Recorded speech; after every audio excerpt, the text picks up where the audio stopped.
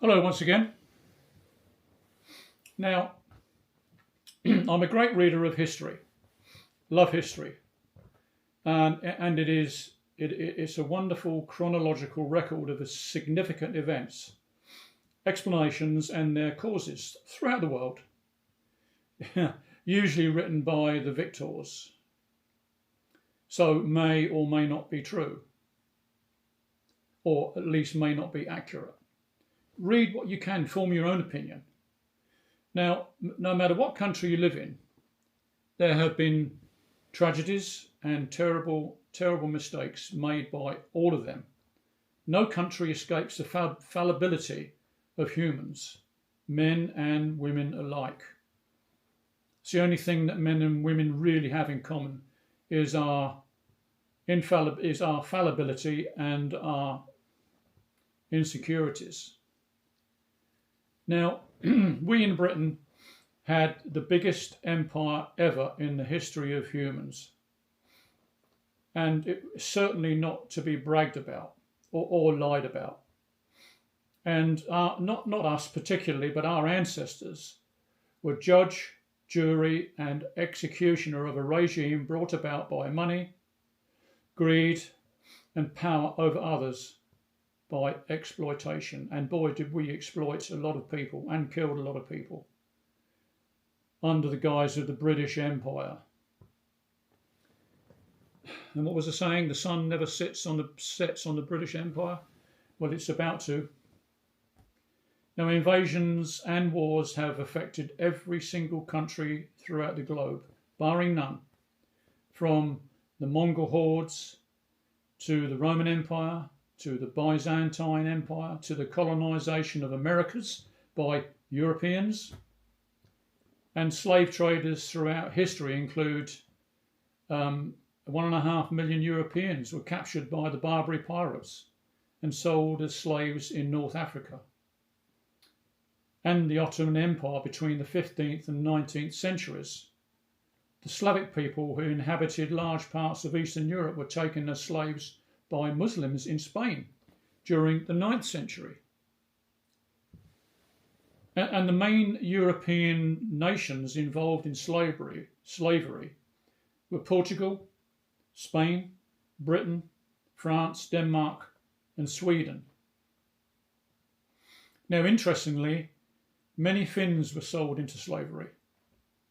Many blonde-haired Finns and Karelians were sold into slavery during wars and raids, and it wasn't uncommon for families to sell their children into slavery, where blonde and highly sought-after Finns were loved in Central Asia. Not a nice piece of history, but it's true. And let's not forget modern slavery. Sweatshops. And sweatshops are used by most large retail outlets throughout the world. And of course, modern slavery is all part of the monetary system that gives you a mortgage. And if you're very, very lucky, you get to pay it off in 30 or 40 years, just in time for retirement, where your pension has been eroded by designed inflation. And slavery takes many forms, and we are, to some extent, all slaves to the system, like it or like it not. At the end of the day, when we die, we own absolutely nothing. We can't take it with us. It's all just on loan to us until we kick the bucket.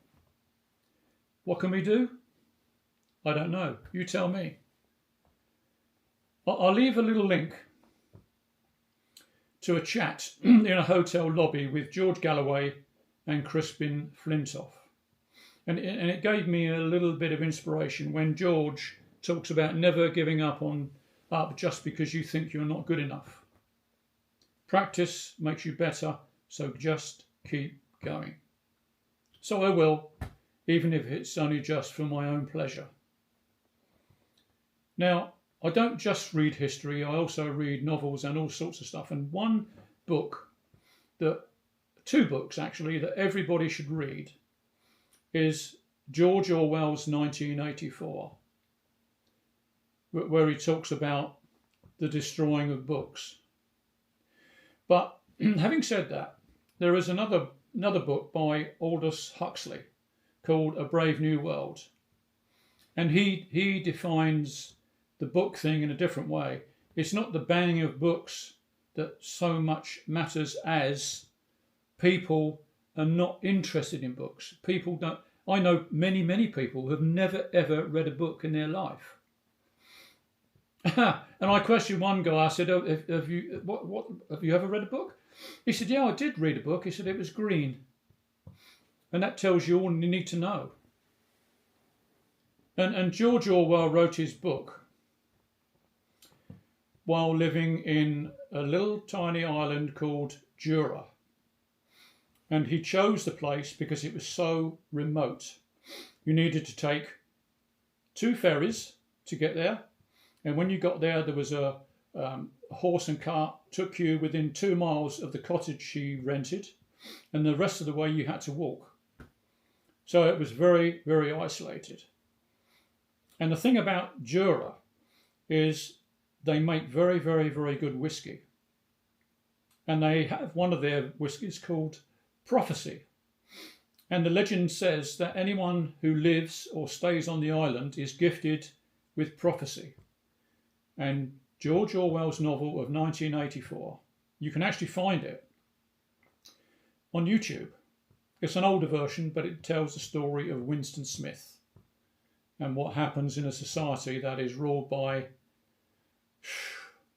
very odd people indeed. And that's the way the world seems to be going to get today. But I'll leave you with that thought, and I'll leave some links for you to have a look at. So thank you very much for listening, and maybe see you again soon.